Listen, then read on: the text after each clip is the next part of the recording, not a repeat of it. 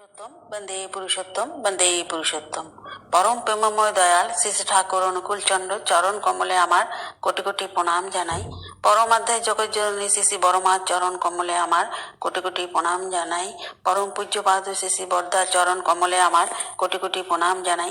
আচার্য দেব শ্রী শ্রী দাদার চরণ কমলে আমার কোটি কোটি প্রণাম জানাই। ঠাকুর বাড়ির সকলের চরণে আমার শতকোটি প্রণাম জানাই।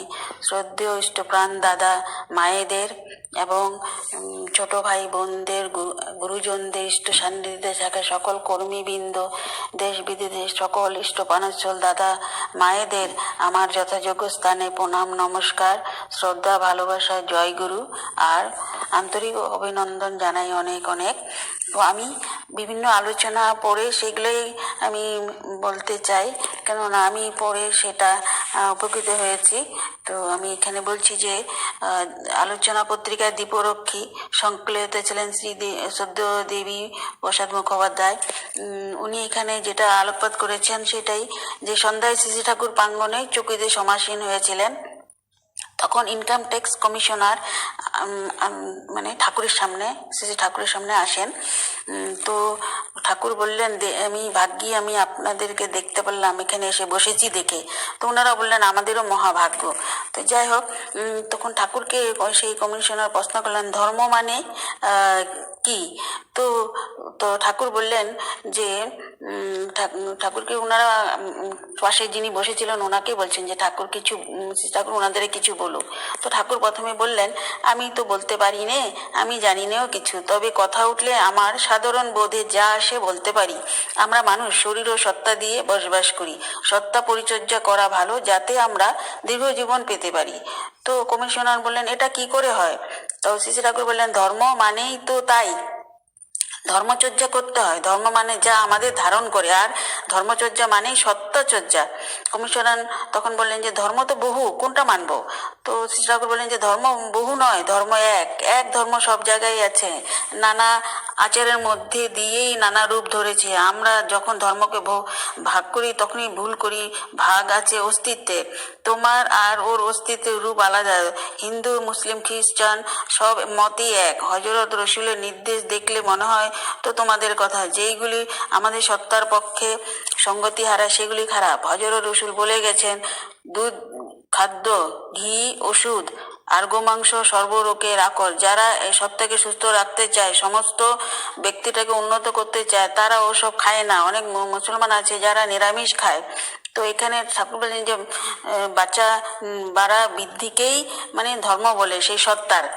তো বাচ্চা বাড়া আমাদেরকে সেটাই দেখতে হবে, নিজেকেও বাঁচতে হবে, অন্যদেরকেও বাঁচাতে হবে। তো সেই আমাদের আশেপাশে সেই পশু পক্ষী হোক, গাছপালাই হোক, বা আমাদের সাথে চলা বন্ধু বান্ধব, পরিবার পরিজন। তো এখানে নিজের সাথে গণ্ডির বাইরে গিয়ে আপনজন কে কারো বাঁচা বাড়া যোগান দেওয়া, অপ্রত্যাশী হয়ে পরের জন্য স্বার্থত্যাগ করা, এইগুলিতে করলে আমাদের সেই ওনাদের বাঁচা বাড়া বৃদ্ধিটা আমরা বাড়াতে পারবো, ওনাদের উপকার করে। তো সেই পরোপকারে সম্বন্ধে শ্রদ্ধেয় জনানন্দা কিছু আলোকপাত করেছেন, সেটাই আমি এখানে বলছি। যে পরোপকার করে, এতে পরোপকার করতে গেলে ব্যক্তিত্বের প্রসারণ হয়, পারস্পরিক ভালোবাসারও সূত্রপাত হয়ে নিঃস্বার্থ সেবা সহযোগ তখন বাড়তে থাকে। তো এটাকে এরকম করতে থাকলে, সবাইকে যদি এরকম আমরা বাঁচা বাড়া বৃদ্ধিতে সাহায্য করি, তাহলে এটাতে স্বর্গ লাভ বা আত্মার ঊর্ধ্বগতি হয়। যে ব্যক্তি কেবল নিজের ছেলে মেয়েদের জন্যই করতে অভ্যস্ত, যে কোনো পরিস্থিতি প্রয়োজনে অন্যের ছেলের প্রতি সহানুভূতিশীল হয়, সাহায্য করে, সেটাও একটা সাহায্য করা বা পরোপকার করা হয়। তো এমনিভাবে দেশে, নিজের গ্রাম, দেশ, পরিবার, সম্প্রদায় বাইরেও যদি এভাবে করতে থাকে, তাতে মমত্ববোধ প্রসারিত হতে থাকে।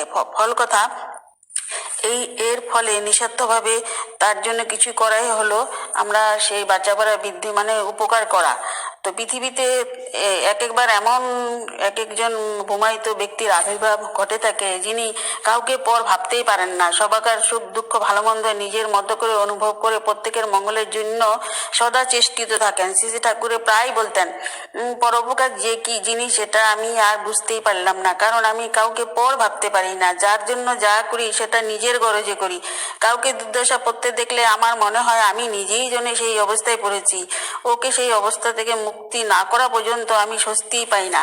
তিনি বিশ্ব প্রাণ, বিশ্বের প্রতিটি প্রাণের স্পন্দন তিনি নিজের মধ্যে অনুভব করতেন। সবাই তার সন্তান, তার সাথে কারো তুলনা হতেই পারে না। কিন্তু সাধারণ মানুষের পক্ষে পরোপকার করাটা তার জীবন ধর্মের অঙ্গ বিশেষ। পারস্পরিক সেবা সহযোগের মধ্যে দিয়ে মানুষের সামাজিক চেতনা পুষ্ট হয়ে থাকে, সভ্যতার বিকাশ সম্ভব হয়। যে ব্যক্তি কেবল নিজেই নিয়ে ব্যস্ত থাকে, অন্যের কথা ভাবতেই পারে না, তার জীবন পশুবতেই হয়ে পড়ে। শ্রী ঠাকুর বলেন, দিতে যে পারে না, পাওয়াও তার ঘটে না।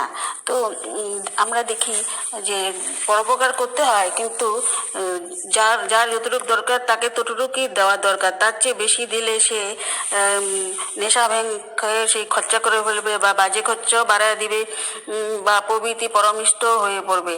তো তাতে তার অধোগতি হবে, সে অকর্মণ্য আলস্যপরায়ণ হবে। সেই জন্য আমার আশেপাশে যে আমি ওদেরকে যদি সাহায্য করতে যাই, সেইভাবে আমাকে দেখে তাদেরকে ঠিকমতো চালনা করতে হবে, নয়তো আমরা তার মানে আমরা আরও অকল্যাণই করব। তো পরমদাস যে ভাবাদেশ্য সেই জটিল অনেক প্রশ্নের এইভাবে তিনি আমাদেরকে দিয়ে গেছেন, যে অনেক সময় এই আমরা সাহায্য করলেও সে অকৃতজ্ঞতা শত্রু ভাবাপন্ন হয়ে পড়ে। তো একবার